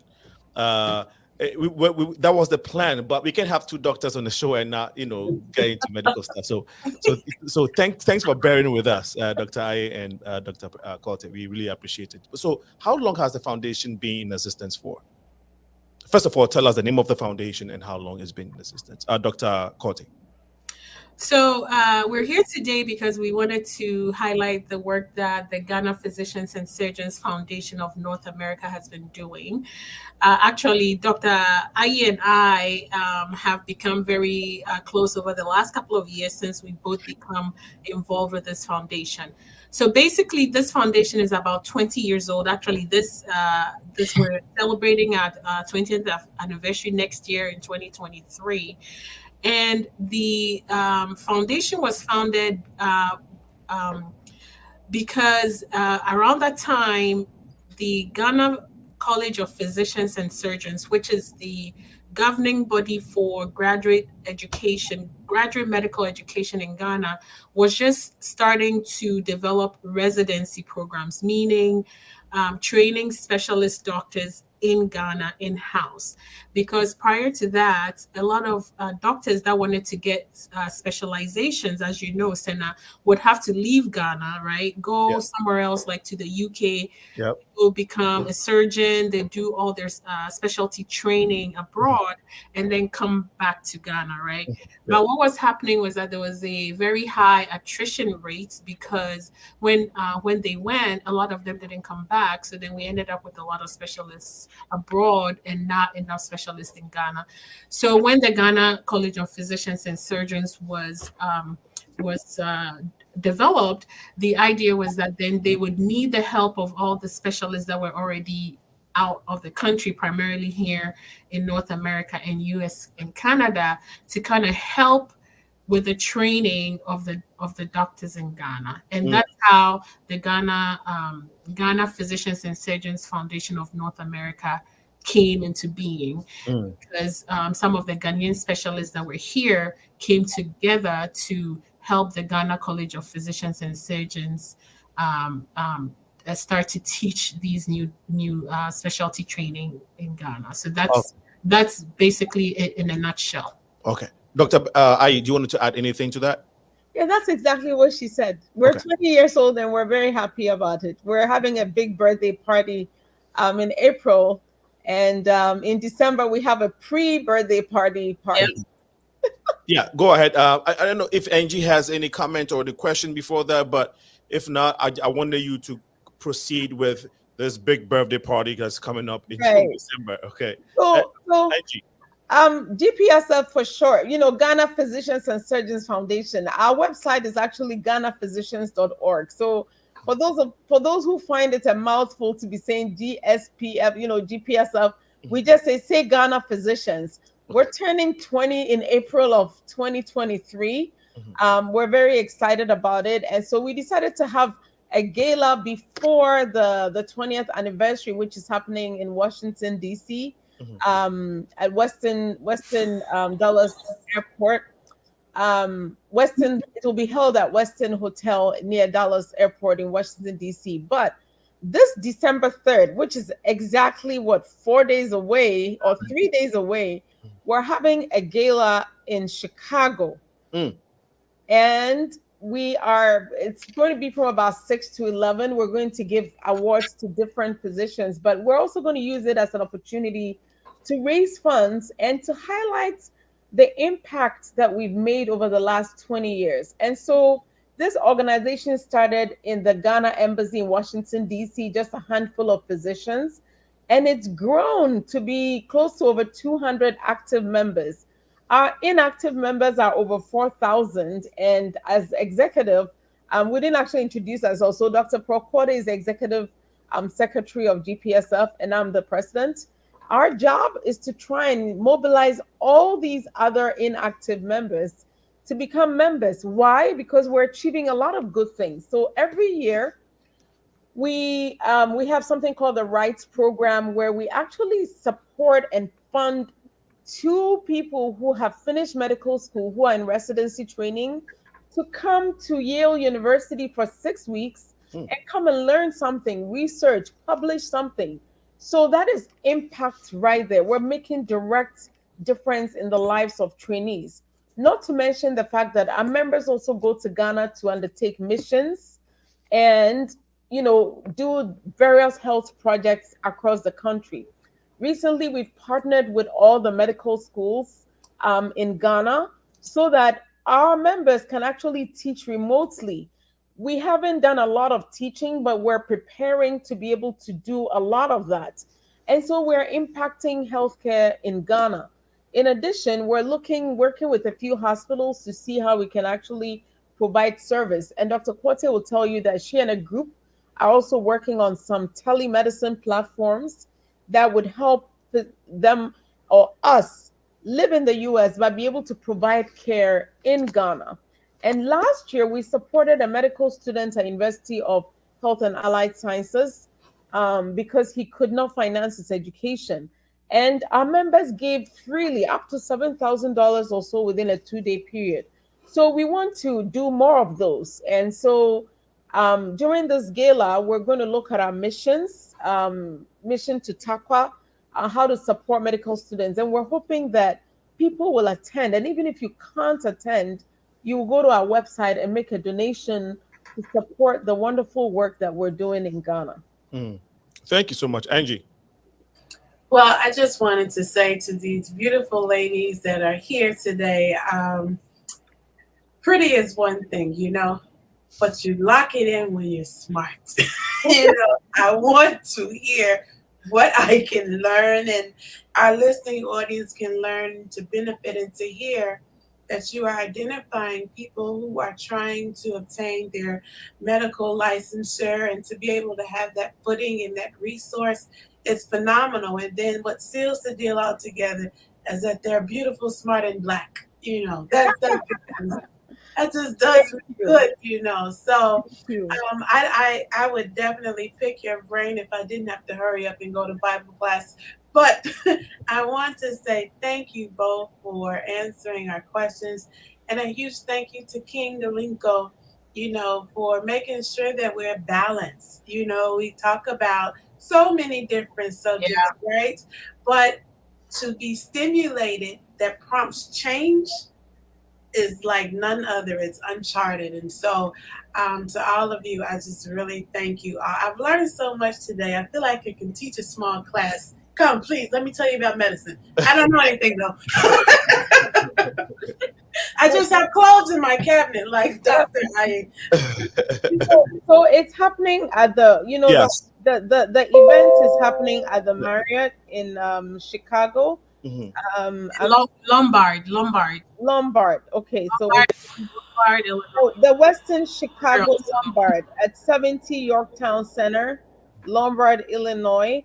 And so we want as many people as possible to go to our website, buy tickets, and also plan to be there. And if you can't be there, our website is just simple, GhanaPhysicians.org. Just go there and hit the donate button and help to support the amazing work we're doing in Ghana. Awesome. I want Doctor, before we go, Dr. Corte, again, hit on some of the nitty-gritties of this event. What should people look out for? Where they can get tickets? A little bit more of what Dr. Ayi just mentioned. Yeah, so basically as Dr. Bertha said, our website is very easy to find, www.GhanaPhysicians.org. Right on the page, you'll see the link to get the tickets and the information about the hotel. It's at the Westin Lombard Chicago, which is in Lombard at the Yorktown Center. It's on Saturday, December 3rd. We're having a cocktail hour at 5:30, and then the event starts at 7 p.m. We're hoping to be able to raise funds to support some of the programs that Dr. Ayi talked about. You can always go to our website to read about the history of what we're doing and all the other work that we've been doing, particularly, as Dr. Bertha said, the rights program. Graduates of the rights program have done phenomenally in terms of contributing and giving back. A lot of them are leaders in healthcare in Ghana. A lot of them have published scientifically based just on the work that they did here in the US when they came for those 6 weeks. So it's a really good program. I'm really happy to be involved with this organization, which is fostering and making it easier for Ghanaian doctors that are based here in the US to be able to give back, because a lot of the time we don't know how to get a license to practice in Ghana. That's been a barrier. If you want to teach, how we're basically we're the conduits, so that when a Ghanaian physician is here and they want to help in Ghana, it's a little bit easier for them to navigate that process. Thank you so much, Doctors Ayi and Corte. We really appreciate this. Somebody asked a question, but I know we have to end the show because of time.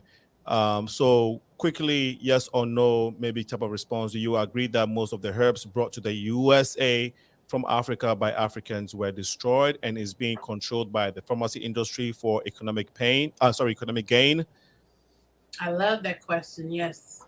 Okay, Dr. Corte, Dr. Ayi, is that a yes or no? Or well, so again, to say yes or no, I need more evidence. I am a scientist. Okay. But it's not just in Africa. I mean, like, a lot of the medications that we use today are based on plants from the Amazon, particularly. So basically, almost all plants that God created, almost all of them have medicinal purposes. And yes, the pharmaceutical industry has used that to get a lot of gain. Thank you for a great response. I want us to put it in perspective. I don't want to side with that statement, because the USA is not something sitting somewhere and they decided to destroy anything. It's made up of people, and Africans are also people. And the pharmaceutical industry is not sitting in some corner of a strange universe. It's made of people.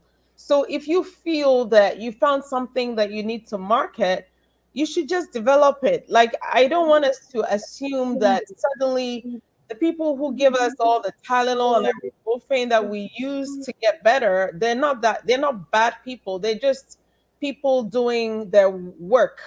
Okay. So if you find something, just develop it and don't think about the barriers. So I don't think that anybody's destroying anything. Okay. For gain. Let's look at it in terms of they have gain because it's helping a lot of people. So look at it positively. All right, thank you. And did herbicides and pesticides destroy our natural plant, natural cures?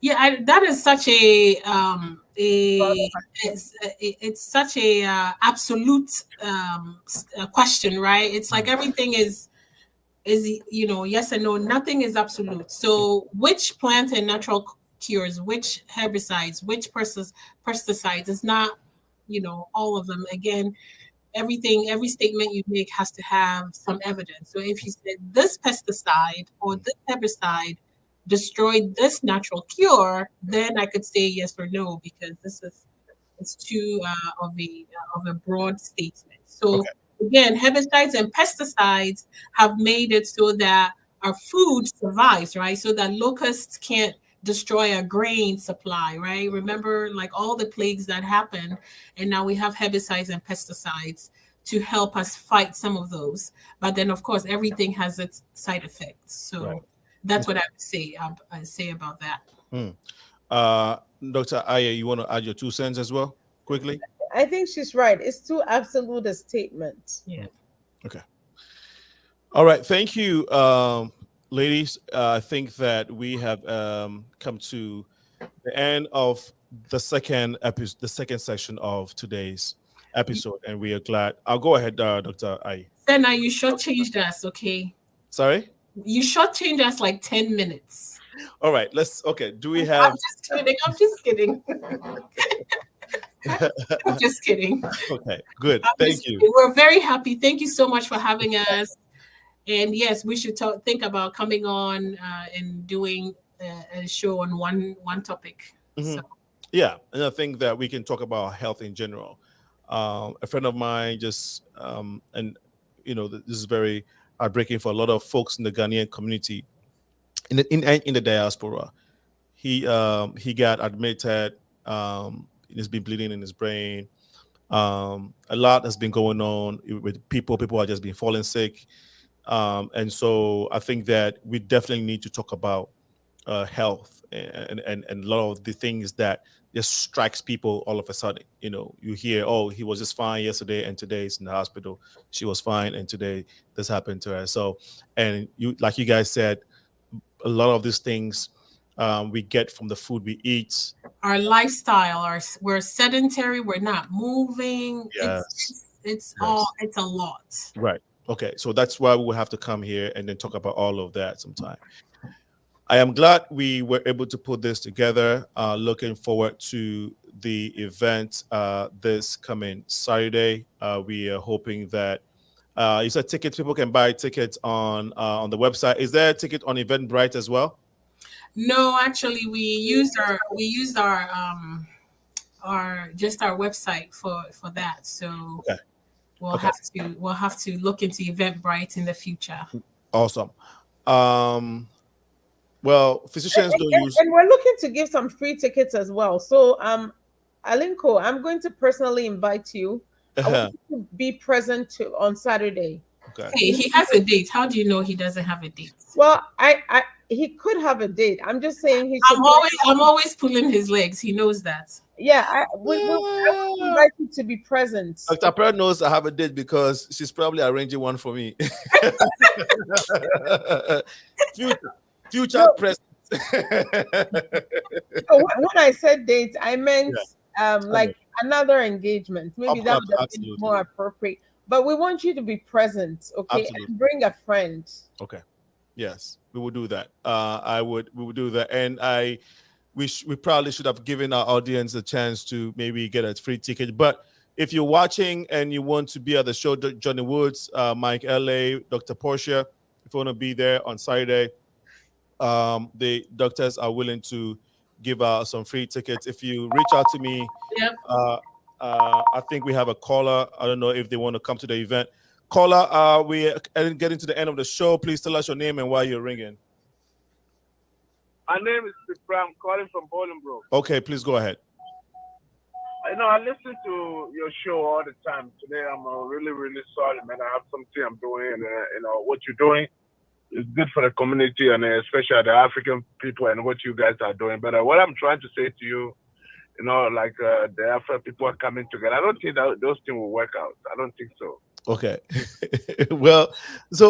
I think on another day we can dive into that. But today we are. But I know that the lady said they still have 10 minutes left.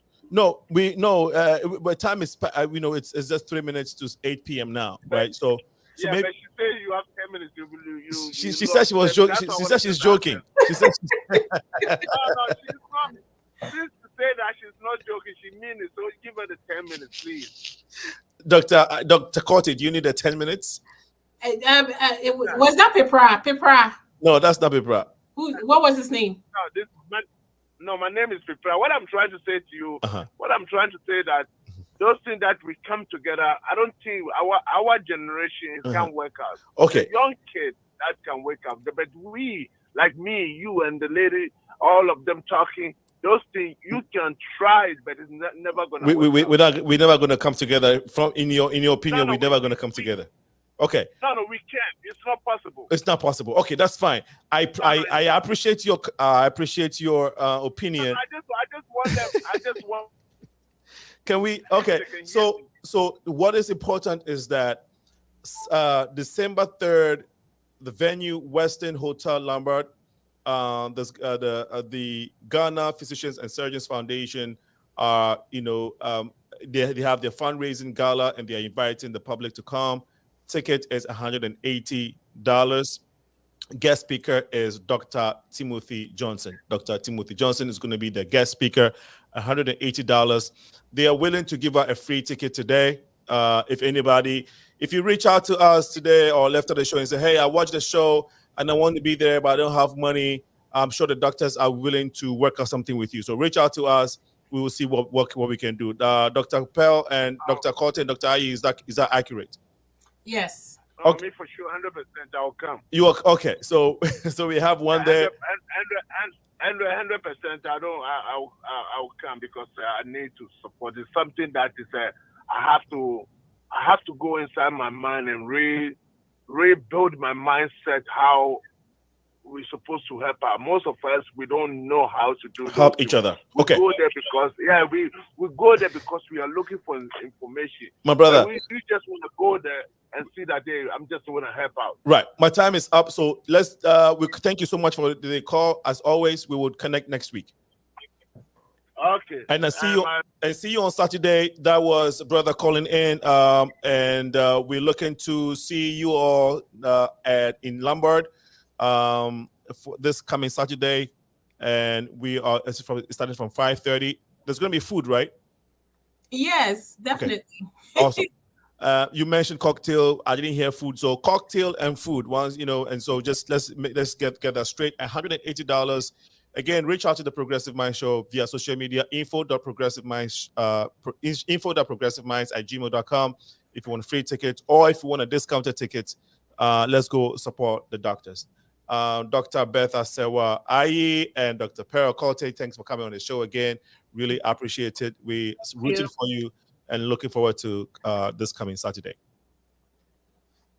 Bye-bye. You're welcome. As usual, have a wonderful evening. That was so thank you all for watching and being part of the show. To whom much is given, much is required. This has been the Progressive Mind Show. See you next week, Wednesday from 6 to 8.